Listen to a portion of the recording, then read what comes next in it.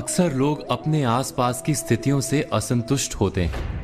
लोगों को घट रही घटनाओं से बहुत सारी शिकायतें रहती हैं।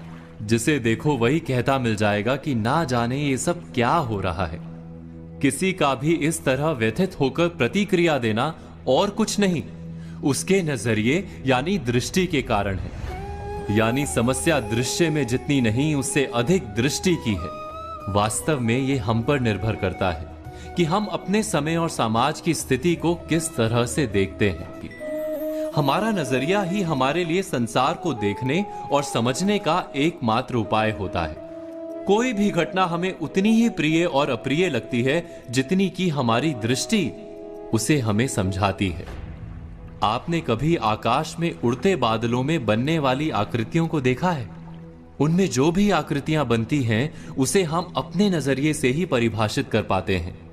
एक ही समय में वो एक बादल का टुकड़ा किसी को शेर और किसी को खरगोश दिखता है। कैसे?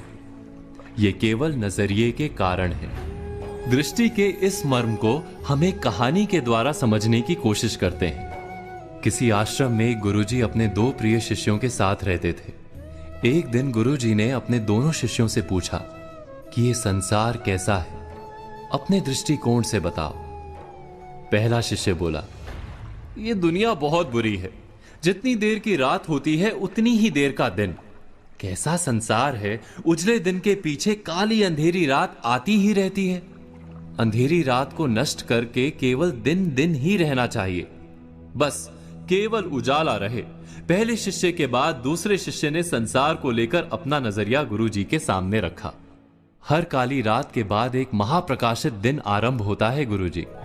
सूर्य देव संसार को हर दिन नई ज्योति से भर देते हैं। लोग अपने अपने काम पर निकलते हैं। किसान हो, यात्री हो या पक्षी, सब अपने कर्म करते हैं। फिर थक कर आराम करने का समय हो जाता है। शाम घिरने लगती है तो हम सूर्य को विदा कर दीपक जलाते हैं और रात में भी उजाला कर लेते हैं। आसमान चमकीले तारों से भर जाता है। चंद्रमा का उदय होता है। रात के साथ दिन का क्रम बना रहना बहुत आवश्यक है, अन्यथा हम प्रकाश का महत्व कैसे समझ पाएंगे। गुरुदेव ने दोनों के नजरिए को समझा। संसार वही एक है। हम इसे कैसे देखते हैं उस पर निर्भर करता है। जो अंधकार को अधिक देखेगा उसे अंधकार अधिक दिखेगा। जो प्रकाश को महत्व देगा उसे प्रकाश अधिक दिखेगा। इसीलिए दृश्य नहीं, दृष्टि को बदलने या सुधारने की आवश्यकता है। दोस्तों, आज कही बातों पर विचार कीजिए और कल की प्रतीक्षा कीजिए।